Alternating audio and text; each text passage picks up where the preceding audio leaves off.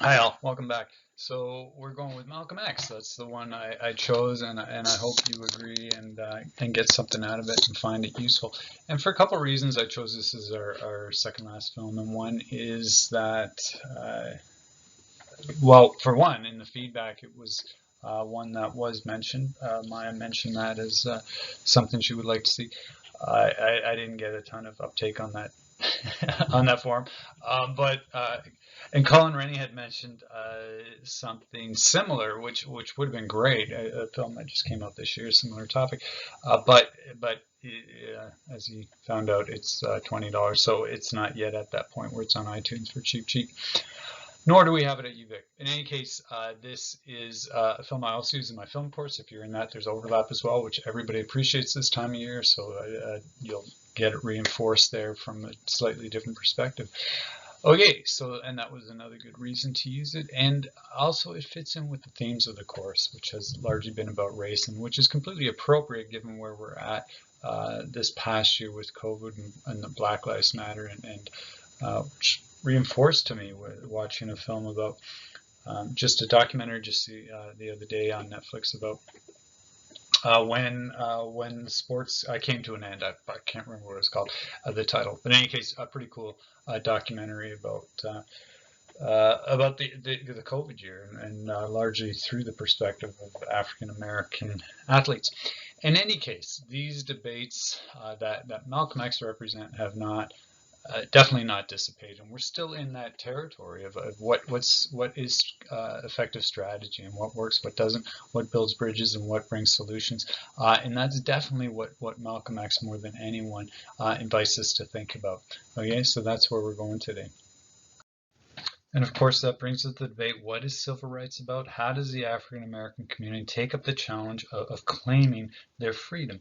And there's a significant divide here between what are always the two main faces of the movement.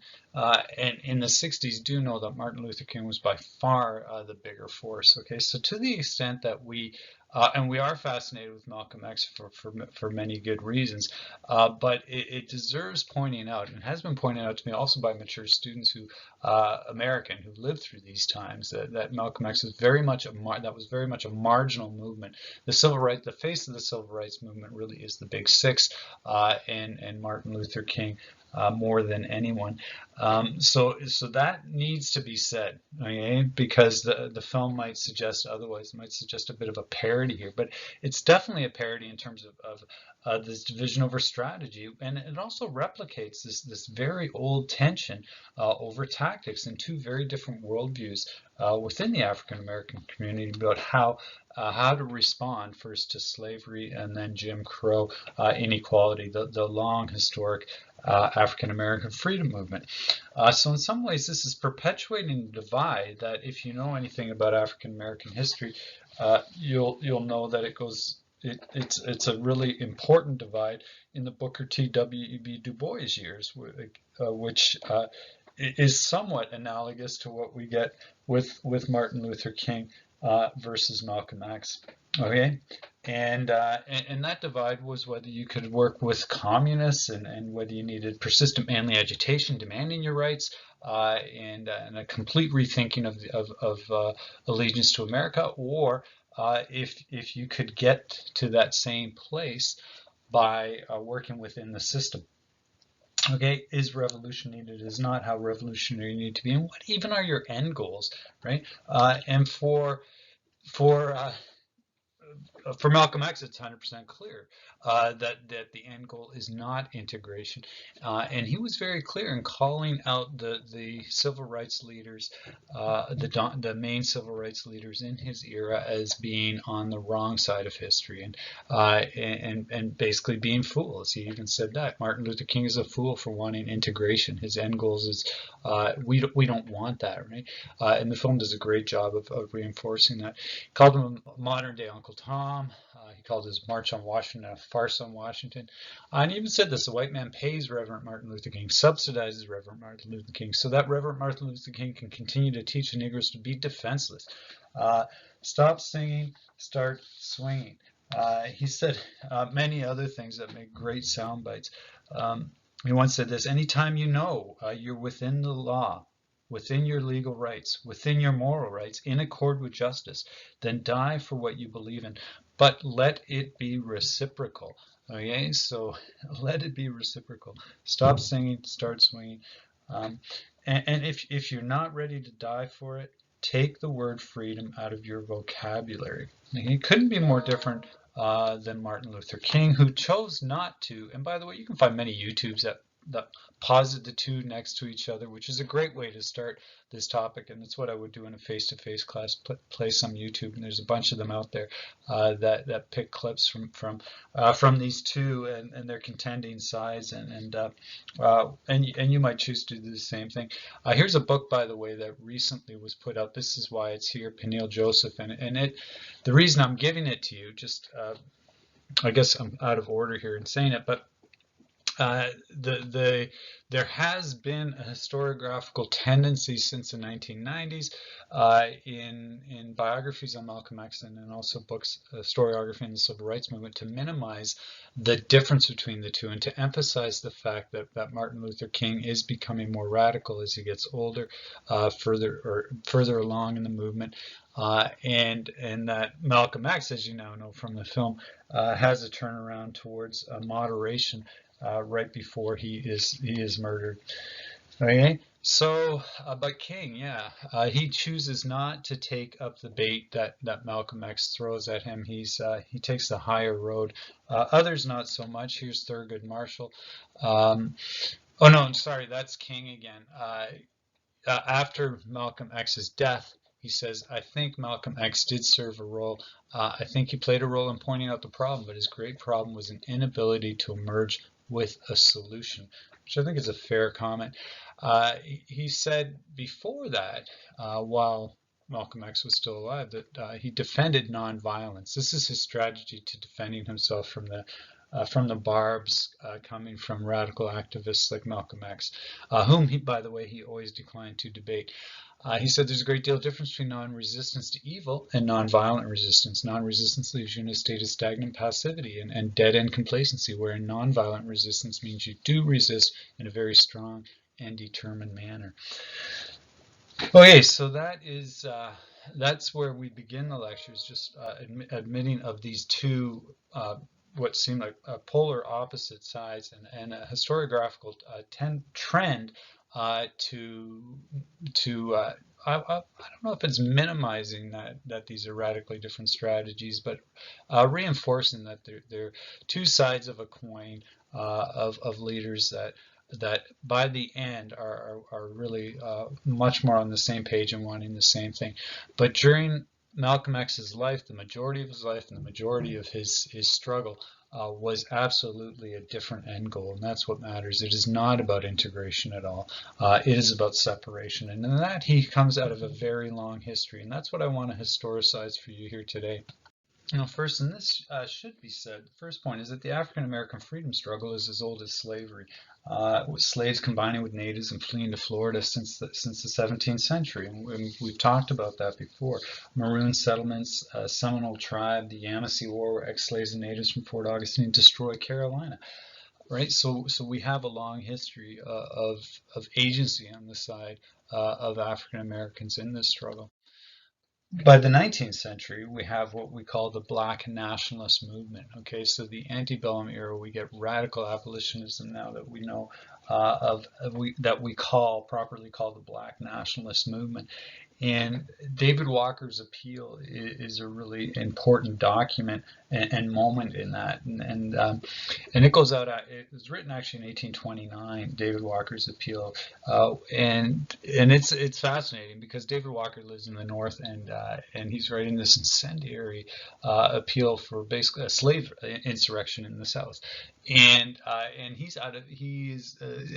it drives the planter class insane because they cannot get him. They put bounties out on his head for multiple thousands of dollars, so he has to live in in relative isolation after this appeal. But it is published broadly, goes throughout the South, and he's untouchable because of where he lives. But he says things in this like this, and I encourage you to read it. Believe that it is no more harm for you to kill a man who's trying to kill you than it is for you to take a drink of water when thirsty. So important theme in Black nationalism going way back, that this is completely acceptable. What David Walker also said, and I should have mentioned, he says, America is more our country than it is the white man's. And what he means by that is we have created this country with the sweat of our brow, right, and our blood. And so there that very much anticipates what the kind of rhetoric that you will get in the 1960s with Malcolm X. Yeah, and Black nationalism, again, not being new. And part of this is a branch of this, I guess you might say, is immediatism. This which is largely something that is, well, it's an integrated movement, and many of the leaders in it are white, like William Lloyd Garrison, who we've been introduced to before, and John Brown. William Lloyd Garrison famously burning the Constitution at his talks. He calls it a pact with the devil, hugely offensive to many Americans. And John Brown, of course, willing to kill to see an end to slavery, as were many others. Now, another important theme of Black nationalism goes way back is the Back to Africa movement, which is predicated on the idea, which we see up until to the Nation of Islam, that in the 1960s, that this idea that African Americans cannot have cannot get equality in a white man's country, cannot get equality in an integrated America. And this goes way back. So Sierra Leone was set up by, this was an initiative of Granville Sharp, UK abolitionists, this idea of resettling African Americans who had fought for the British during the Revolutionary War. They ended up in places like Nova Scotia, where they're deeply unhappy for very good reasons, and hence this idea of resettling them in Sierra Leone. Doesn't go well. These experiments never tend to. The American Colonization Society is another one, 1817, white abolitionists. And establishing this colony in Liberia in 1822. Again, doesn't go super well, and Martin Delany tries it again in 1859 in the Civil War era. Martin Delany, famous physician who fights, calls his son Toussaint after Toussaint Louverture, the Haitian rebel, and fights during the Civil War under the 54th Massachusetts Regiment. So this, in any case, the point being, this idea is very old as well. Now, in the 20th century, there's a variety of these separate Black nationalist movements that take shape, a lot of them in the context of the Great Depression. And one of these is the Ethiopian peace movement, which is building bridges with Africans in the 1930s. And another is the Pacific movement of the Eastern world, which is a result of what's called the Black Dragon Society in Japan, working among African Americans, and which is fascinating as well. It's something definitely worth looking up. 49 State movement of Oscar Brown, which was about a separate state in the Union for blacks, kind of like how the Mormons had Utah. Or at one point it was a separate theocracy, they're also open to relocation to Japan, Brazil, or Africa. Now, Asia for the Asiatics, Africa for the Africans is an important theme in this, which I'll talk about again because it's a really important theme about decolonization after World War II. But the idea that Asia is for the Asiatics, Africa is for the Africans, Europe is for Europeans, and that's how it should be. Some of these are also, well, the most important actually, which I'll talk about next, is Garvey's UNIA, the United Negro Improvement Association. Garvey being the most important. I'll defend that just by the sheer numbers of those who follow him and become Garveyists, and that this movement peaks at about 6 million. Okay, so it's amazing. And he is quite a leader. He's from Jamaica. He's a union organizer who ends up in Brooklyn. By that point, he set up his United Negro Improvement Association, and his vision is a return to Africa, but he has a wider vision than that, where he sees Africa as a united state eventually, where he will be the leader. He will be the supreme leader of a unified Africa. So a real megalomaniac. You can see that in his self-designed uniform, which, much like George S. Patton, that idea that people will follow follow a new Napoleon, one who looks like that, right? He famously sets up the Black Star Line, so organizes his vision into a steamship company, which is going to take African Americans back to Africa, but gets convicted for mail fraud for selling shares in this company before any ships are made. Spends a couple of years in a jail in the States, and very controversial among other African American leaders of his time, both for him calling them out as being fools, much like Malcolm X would, but also because of his tight association with white supremacists. And that's consistent with his view, and we see that again with Nation of Islam and typically with Black nationalism, consistent because they both they share the same end goals. What we also get with Marcus Garvey is extreme, real anti-Semitism, which we'll also get with the Nation of Islam. But yeah, Garvey, very much very effective, but also a real lightning rod in his time, and some even in his day are saying he's being used by whites because he's a segregationist. And W.E.B. Du Bois called him, quote, the most dangerous enemy of the Negro race in America. And Du Bois is hardly he's an activist himself, right? So interesting. Some of these movements are about reclaiming a religious heritage as well, or inventing one that's completely utilitarian, that's functional, and that's all about building racial pride. And that's really the best way to understand the Nation of Islam, because it comes directly out of that pattern as well. And you first see this in what's called the Black Hebrew movement, or the Black Hebrew Israelites.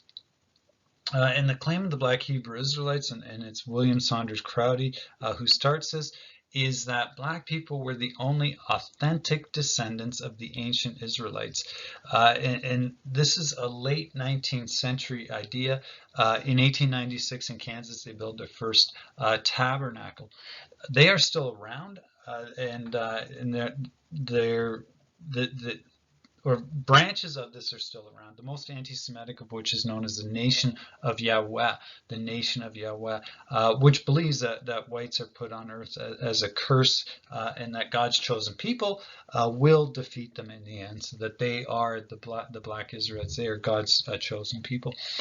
Now, demonology of the white race here, obviously the same as we get in the NOI. Another example of this that's happening at the same time in the early 20th century is the Moorish Science Temple, which is fascinating as well.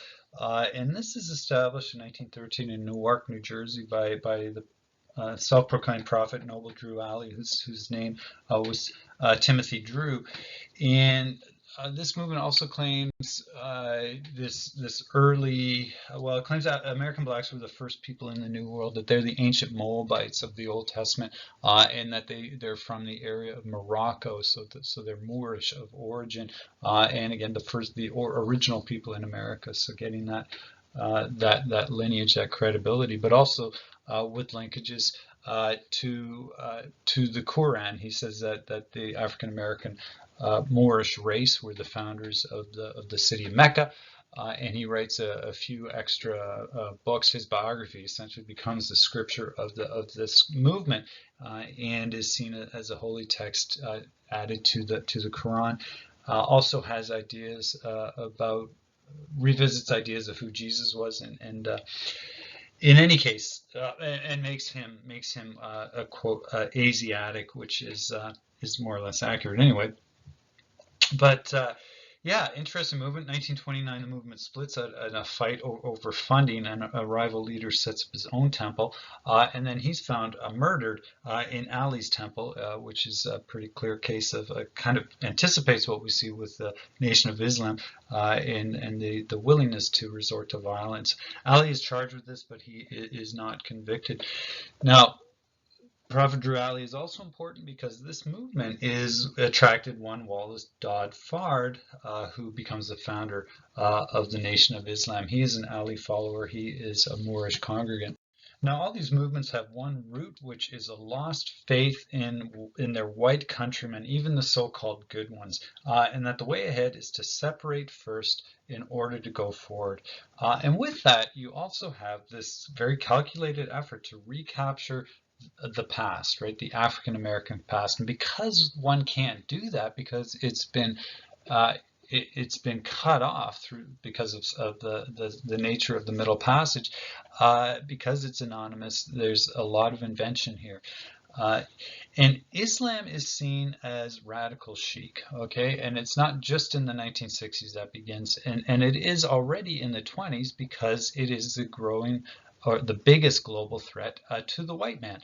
You get a growing Islamism beginning in the 1920s in the Middle East mandates after World War I, and it spreads through, it becomes the voice of decolonization. It spreads through the Arab League to Egypt. The British actually established the Arab League, ironically, during World War I as a bulwark in the defense of their colonies there, and it becomes turned very much against them afterwards. But yeah, it spreads to the Arab League to Egypt and gives rise to Nasser and Nasserism, which eventually in 1952 Nasser gains Egyptian independence, which is the beginning of the end of colonial rule on the African continent. Now, not all are thrilled with Nasser's vision because it goes in a different direction from black nationalism towards westernization and modernization. So in Egypt, we get the Muslim Brotherhood being more consistent with black nationalism, which still remains a force that is opposed to Nasserist ideology in Egypt to this day. But yeah, Ghana's first leader, Kwame Nkrumah, launches this unity movement, a far leftist movement, and is another important name in this. He's educated in the United States and in the UK, and he's inspired by Marcus Garvey and W.E.B. Du Bois, actually, and he creates the Organization of African Unity.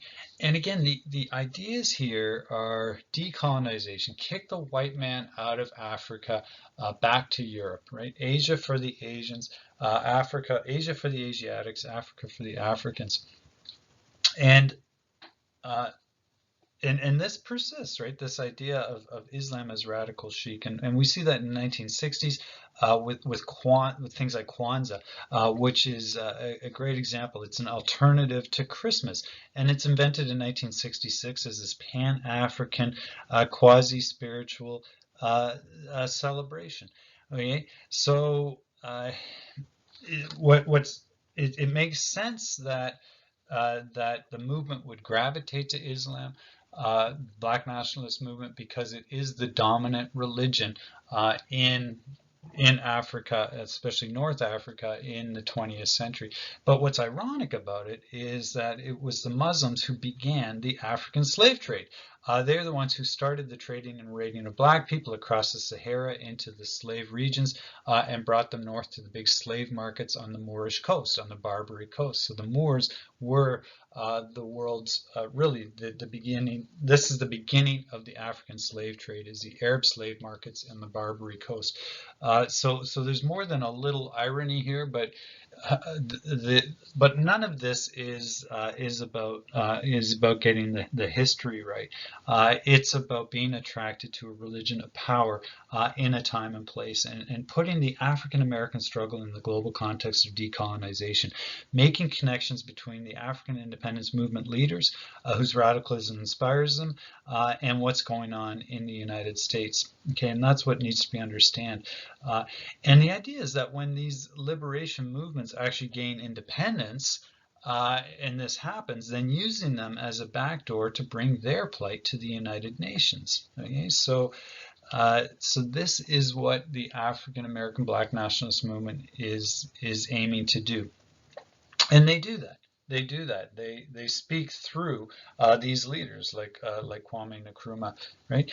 But again, their point of view that decolonization is whites being chased back to Europe after centuries of dominating. It's the end of white supremacy. It's a return to racial separation.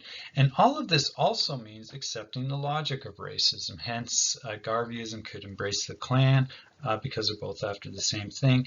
Hence, too, this conflict between black nationalists and Jews. So you get things like the like the "Don't Buy Where You Can't Work" campaign by Sufi Abdul Hamid, who's one of the early Muslims in this movement. He gains the title of Harlem Hitler because he organizes boycotts against Jewish businesses in the 1930s, and he's very popular in the black community in New York. Now, anti-Semitism is a big part of this. And that theme is also at the heart of the Nation of Islam, which, as I said, Wallace Fard Muhammad founds this, and as I told you, he was a Moorish congregant. And so who is he and what's he about? Well, his real name is Wallace Ford, Ford or Fard, and he founds the Nation of Islam in Detroit in 1930. And this is right after he's getting off of 3 years in San Quentin for selling drugs. He moves to Detroit, 1930. He said he was from Mecca. He told people he was a redeemer, and he capitalizes on anti-Semitism in Motor City, and he gains these followers who take it further, namely Elijah Poole, who takes over 4 years later as Elijah Muhammad. Okay, after Wallace mysteriously disappears. Now, the claim is made, of course, that Elijah Poole killed Wallace Fard, right? But there's no proof of that, and he is never charged with that. So Fard disappears, and Elijah Poole becomes the leader. Now, Poole is a factory worker from Georgia who came north, which is part of the Great Migration at that time, not at all uncommon. And first he was Fard's assistant, and then he said that Fard chose him as his messenger. After Elijah Muhammad died, Louis Farrakhan took that post, and Farrakhan actually famously took credit for Malcolm X's murder in a speech in 2000 or 2001.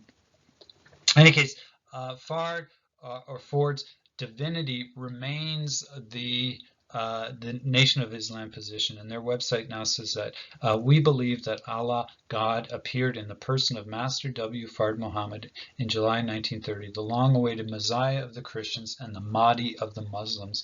So Fard was divine, and that remains the position of the Nation of Islam. And in that way, many Muslims say this is not Islam at all. And they're right in that the NOI invents a whole lot of things that go against the Quran. In other ways, it's very much like Islam itself. And what draws the movement to it is its message of power.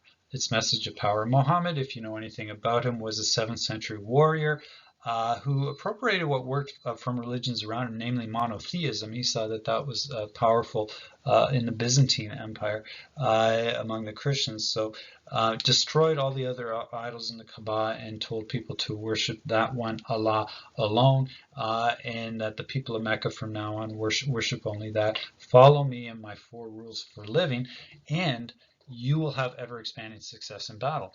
So the foe is the infidel or angel, right? So a couple things there that you see. One is that it's a legalist theology. You follow these paths and you get to that place, which is immensely attractive to people as a route to as a functional religion, as a functional path to self-betterment, to racial uplift, because it gives one the habits of having it together, right? And we see that forcefully in the movie. If you want an equivalent to this on the African continent, watch the movie The Battle of Algiers, and then investigate what the FLN was about, because it's very much the same kind of thing of fundamentalist Islam as a way to distinguish oneself and prove oneself worthy, right? That book, The Wretched of the Earth, is great for getting at what I'm talking about here, because the biggest problem of the colonized, as Fritz Fanon puts it in that, and the reason they're so violent to each other is because they have inculcated the colonizers' worldview, inculcated the European worldview that they are less. And the only way to rectify that is to fight against that, and actually the spilling of European blood is empowering that way, because it proves, it validates that Europeans are simply human. So if you're interested, go down that road and read the introduction to The Wretched of the Earth by John Paul Sartre, because it's fascinating. It basically validates these kind of strategies. In any case, fratricidal violence, which is violence, black on black violence, or white on white or whatever, is explained that way. That the colonized has that dispossession perpetuates because the colonized accepts their inferior status, right, and is more prone to kill their fellow man than they are their colonizer. Any case, so it makes sense that they would choose this religion because it's largely ideology. It's an ideology of empowerment with very clear rules on what you do and on who is in and who is out, immensely appealing to marginalized people, where the faith journey and rehabilitation and self-confidence and gaining that capacity, reasserting oneself, are one and the same. So religion, again, has a functional role, gives you back your pride, your self-esteem, gives you the habits that mark you as having it together, which is exactly how Malcolm X defended Islam as the logical choice. And like Islam says, if you do, you will inherit the world, right? The real world you will conquer. Now, with Nation of Islam, since this is racially constructed, it's about racial empowerment. It's blacks that will conquer over whites, which is good over evil. It becomes a racial victory. And therefore, whites must be evil. And therefore, you go with the idea that blacks are the original man, the chosen people. In Elijah Muhammad's words, black man by nature is divine. By nature, the white man is evil. He also calls them a filthy race of devils. In fact, he does that repeatedly, very, very often. Elijah Muhammad says this, so would Malcolm X. Now, in fact, what you can look all this up if you want yourself, and so I won't belabor this, but Elijah Muhammad also helps create this theology that validates this idea of blacks as the original people and advanced over whites and whites as a curse. So he develops his own eschatology, but he's largely basing this on what he's already got from Fard, who was a devotee of Timothy Drew, as I said. So, but basically, it boils down to this: that blacks, their origins are the tribe of Shabazz. That was one of 13 tribes of people that lived on Earth 66 trillion years ago. Some mad scientist had gone rogue, and the other 12 tribes were destroyed along with most of the earth, and the tribe of Shabazz relocated to Central Africa, and they were technologically advanced people.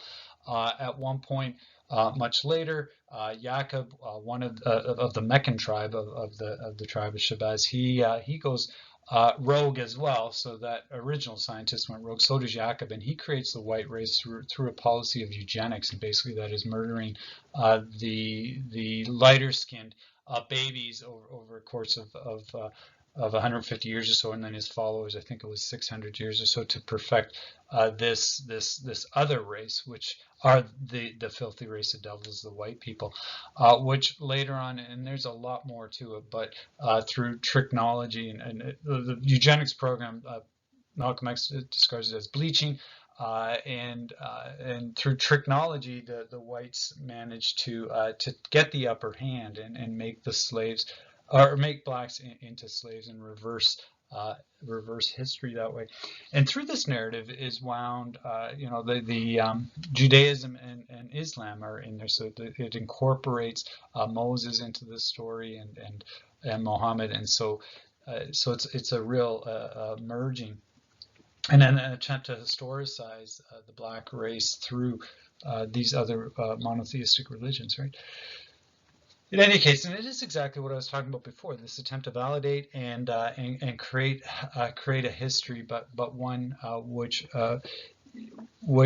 and the subtext here is that this is the alternative to Christianity, which has failed black people, and that's absolutely where Elijah Muhammad and Wells Fargo Muhammad and Malcolm X land, that Christianity is a slave religion. And I don't mean slave religion like Nietzsche meant it. Nietzsche criticizes Christianity for being other-centered, for being pacifist, for being egalitarian, and this created the weakness that destroyed the Roman Empire.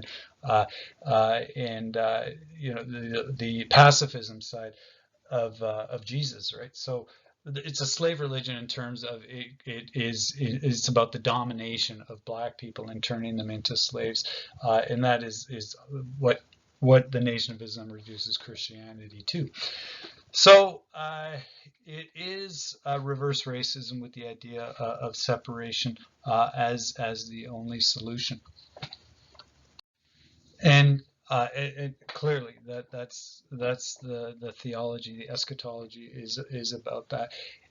The film does a great job with the conversion experience. It doesn't give us the out there theology as much, but it does. Uh, we are confronted with Malcolm X's views on white people for sure in the film. It does a good job of that, and it's very close to the autobiography of Malcolm X that he and Alex Haley wrote together. And it also, as I said, it does. Uh, the conversion experience is quite well done, and it's interesting. It's complete reversion on the Christian born again experience, and it's mentioned in the film and in the autobiography that how this happens. And it begins with Malcolm X meeting an NOI, a Nation of Islam individual in jail. He actually only meets him 10 times. That's Bimby, and he says he was the first man I'd ever seen command total respect with his words. And in those 10 meetings, he wins him over. And he's blinded with the reality of this message of the tribe of Shabazz and all the rest of it. This is the big revelation. And again, he compares it to what happened to Saul on the road to Damascus. And that's the Christian story of the Apostle Paul, who was originally a persecutor of Christians, and then on the road to Damascus, he's visited by Jesus and converts and changes his name to Paul. Okay, except that with that, the conversion, what one suddenly believes in then is one's own racial superiority, and this is how Malcolm X puts it to Alex Haley in a Playboy interview in 1963. I considered them as gods and goddesses until Mr. Muhammad opened my eyes and enabled me to see them as a race of devils. And then a paraphrase of what he says in his autobiography and interviews later on. The phrase, "the white man is the devil," clicked. It struck me like a blinding light. I was able to fall on my knees to Allah. So the film does a good job of that. It also does a good job with gender, or a decent job with gender anyway. And that's what the article this week is about, or gets at. And that's why I hope you find that one helpful. But it definitely hints at, if not investigates, probes the enforced gender norms, the patriarchy of this movement, right? Even though Betty Shabazz is a woman with a lot of agency, definitely, it is very much a patriarchal, if not misogynist, organization. These different Islamic, or definitely the Nation of Islam, and all these other groups that I mentioned before. The idea being, it's right there in their banners that they had at their mass rallies. We must protect our most valuable property, our women. Women seating separately from men, so separate seating in their synagogues, and modest dress, and what you would associate with Orthodox traditional Islam. And for men, the gendered norms are the protective role. We see that in the fruit of Islam, which is the paramilitary, and their code, that the responsibility of the freedom of Islam is that of head of a house, protection, provision, maintenance of the Nation of Islam, all original people. So patriarchal norms very much a part of what is happening here, and I'm interested to see what you think about that and how that comes out in the film after reading the article for this week. Of course, anticipating what you might discuss on that, there's the inherent misogyny in the fact that Elijah Muhammad is abusing women and taking advantage of them, and the film obviously confronts that and it exposes that as well for what it was, and consistent with any cult with male leadership, or with many of them. This is what ends up invariably happens. Where you might question whether Spike Lee soft pedals the NOI and its racist leanings is the fact that it doesn't give us this, which is the fact that neo-Nazis were very comfortable with the NOI and would attend their rallies and give speeches. And here we have George Lincoln Rockwell, who was the founder of the American Nazi Party in the post-war period, murdered at the age of 49 by one of his own men. it's attending an NOI. Here he is at an NOI summit in 1961. And again, like Garvey, this makes sense because the end goals are the same. I guess Garvey's association with the Klan comes to mind here. And if you go on the NOI website today, you'll see that they have a plank of 10 positions, and the 10th one is this: we believe that intermarriage or race mixing should be prohibited. So yes, these are not strange bedfellows. This is consistent.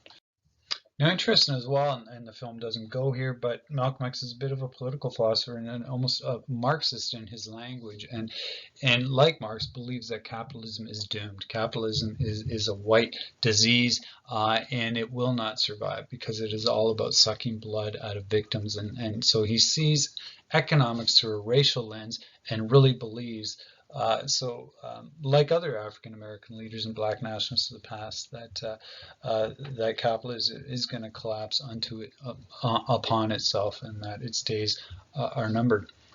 And I guess I also just want to say, and this is easy enough to verify for yourself by reading Malcolm X's autobiography, but also reading the historiography on him, which is just vast. I mean, there's been so many biographies on Malcolm X.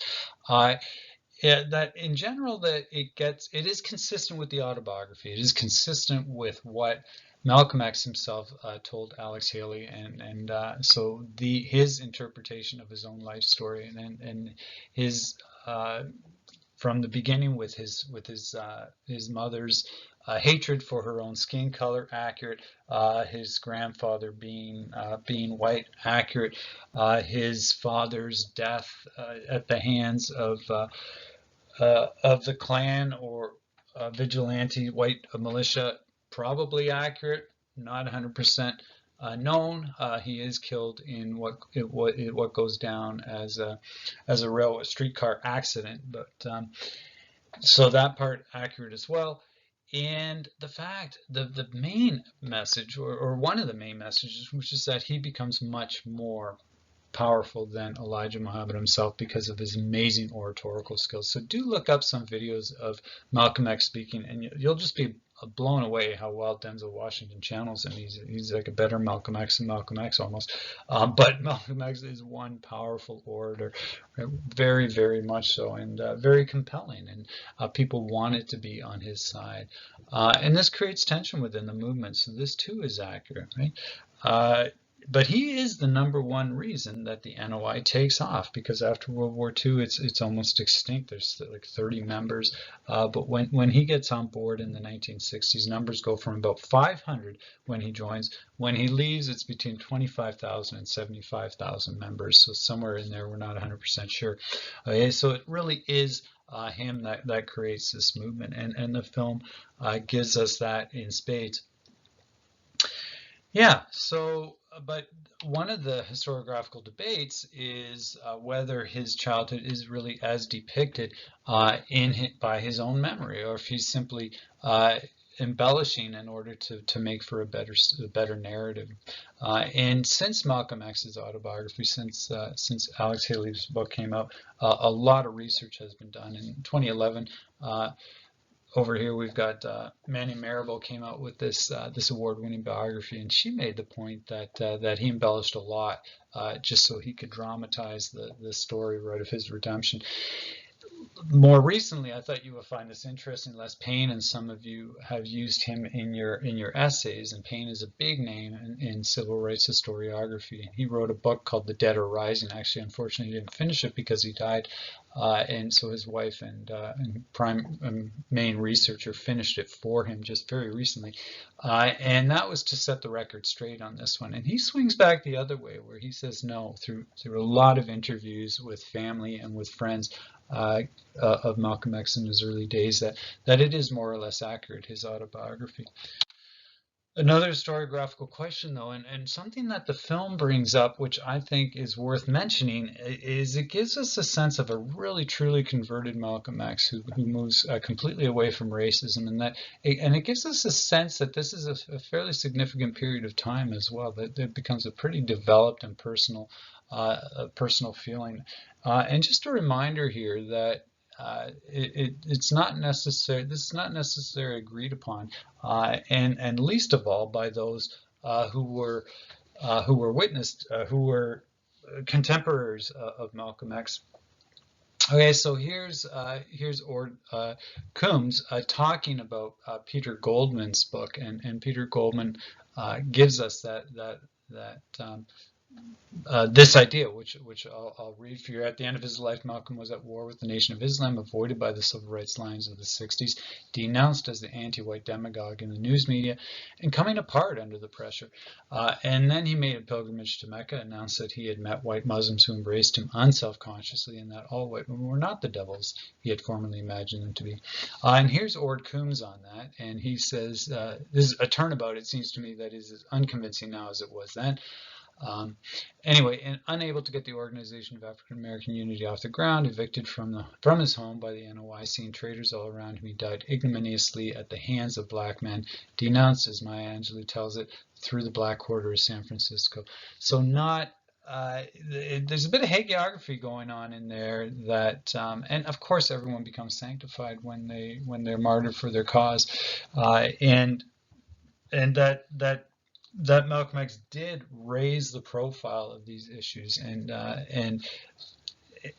that's the debate. To what extent did he do good for the cause, and to what extent did he not? Did he maybe delay things? Because he's definitely not building bridges with white America, okay? Because that message will never do that. It's impossible for white America to ignore him, but it's also impossible for them to treat him seriously. And so this is a good reminder that the film maybe engages too much in hagiography and doesn't give us a solid sense of how this went down at the time, or how he was received by other African American leaders, including by the famed leader Thurgood Marshall, who says what Dr. King believes he cannot say in that quote on the last slide.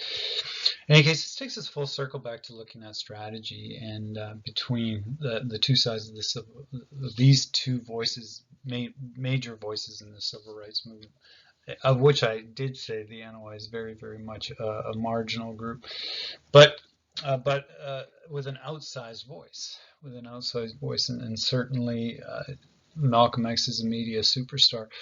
So, well, partly because of his outspoken racism, which is fascinating to Americans, but also because he lands himself in hot water in ways that are well depicted in the film, such as after the JFK assassination, when he says the chicken's coming home to roost. And I think this is really essential, because it gets to the fact that at the end of the day, he is not a violent man.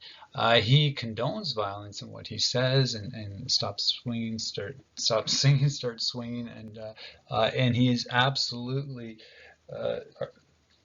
against non-resistance. Non-violence is a failed approach. Okay? Non-violence is not the way to go. And so he can point to what he says doesn't work, but he does not organize a violent organization. Okay? So, and yet it is internally, and that's the irony here, is that their brightest spokesman, when he learns that racism is not forward moving, ironically, after claiming for years that the NOI is not violent, he ends up being killed by them. And this gets us back to the point that the NOI simply cannot build bridges with a wider America. It doesn't have a solution that works. Right? At one point, they talk about 3 states, that there may be several states that in the South that would be the homeland for African Americans, but always cagey about how that would work and what that would look like. But this is a message that, again, it's impossible for white America to ignore, but also impossible for them to treat seriously. So given that separation is a non-starter, King's approach makes far more sense, and integration, which and also the fact he can't call whites white devils, but he does call them hypocrites, and he can and does tell them that they're not who they say they are, and that he is closer to the truth that they say they believe in. And that's key, right? He says he is closer to the truth that they say they believe in. He's of the same faith, but he knows what it means, right? And refuses to hate his enemies, unlike whites. And that is immensely indicting. It's a critique from the inside, and it wins overall with the worst case rednecks, right? Which is namely a good-sized section of the South. But what he does is he exposes the evil that they are. today the term is you hear all the time is gaslighting, right? And that's the brilliance of his strategies in the South, is revealing what white supremacy looks like, how ugly it is, and then seeing the white power structure have to respond to that. First with Kennedy, and then with Johnson with the Civil Rights Act, and a very reluctant White House gets on side with Martin Luther King's agenda, the SCLC agenda, the Big Six agenda, the dominant civil rights movement. As we see them come together in Freedom Summer in the South in 1964, and this is really where the change is happening. This is where progressive change is happening. And as King understands, it's nowhere near enough. And this is an important place to end it too, that he does remain a Jeremiah. And in fact, he gives up that access to the power circles, gives up his access to Lyndon B. Johnson, because he will not be silent on what he sees as the biggest problems. And towards the end of his life, he sees it as economic inequality, as well as the war in Vietnam, which really annoys Johnson because he won't shut up about his opposition to that. So he will, but economic inequality being what must happen, what must be worked on before we get racial equality in America. In any case, that is the story and the glory. Obviously, they both meet their demise in very similar ways shortly after each other. Hope you enjoyed that lecture. Hope you got something out of it, and I hope you enjoyed that choice of a film. And I guess that's it for me. Any questions? As usual, I am always here. Let me know. Take care.